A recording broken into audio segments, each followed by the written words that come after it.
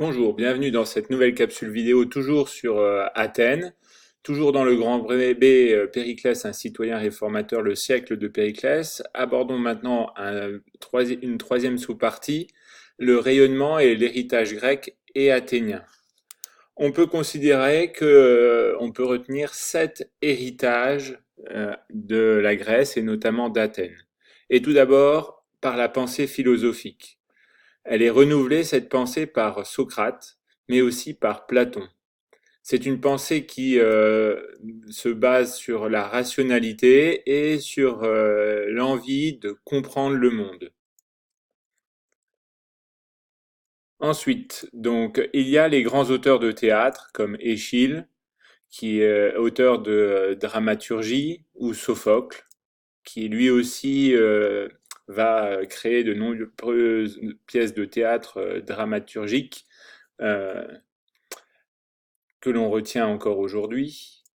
Ensuite, dans le domaine architectural, il y aura des styles architecturaux comme le ionique ici, c'est-à-dire que les colonnes sont crénelées et le chapiteau passe d'une surface euh, circulaire à un chapiteau carré d'une façon assez efficace et rationnelle et simple dans la représentation.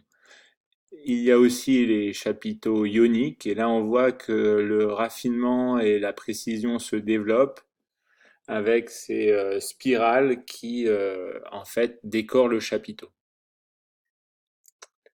Dans le domaine de la sculpture, il y a la victoire de Samothrace qui est exposée au Louvre. On voit la précision du physique, notamment des ailes, c'est une déesse de la victoire, et aussi dans ce qu'on appelle le drapé mouillé, c'est-à-dire le fait que les vêtements, comme s'ils étaient mouillés, collent au corps, ce qui permet de voir le physique à travers les vêtements, mais aussi le fait que cela rend comme une impression de mouvement ou de vent qui plaquerait les vêtements au corps de la sculpture.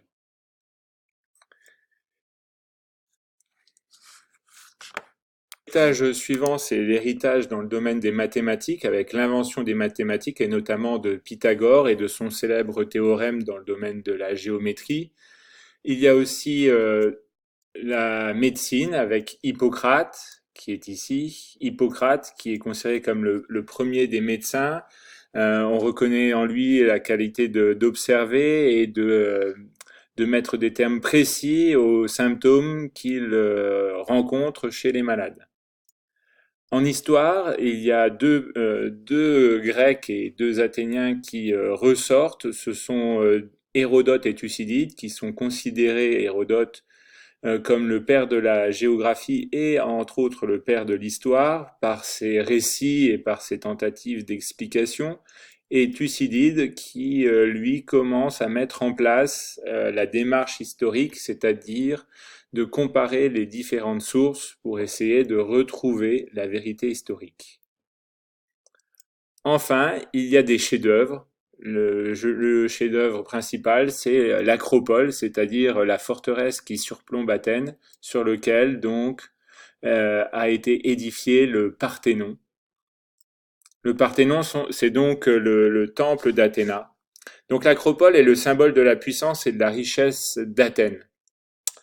Les constructions ont commencé en -447 et constituent un ambitieux programme d'architecture. Périclès veut restaurer ce lieu incendié par les Perses, mais aussi assurer du travail à la population et montrer la domination de la démocratie athénienne. Le temple du Parthénon, construit sous la direction du sculpteur Phidias, contient la statue monumentale d'Athéna en or et en ivoire, une Athéna qui est victorieuse. Autour du Parthénon, une frise représentant les Panathénées, une fête qui célèbre l'unité de la nation, est représentée. L'ensemble de ces travaux a coûté beaucoup d'argent et cet argent provient de la richesse de l'empire maritime d'Athènes.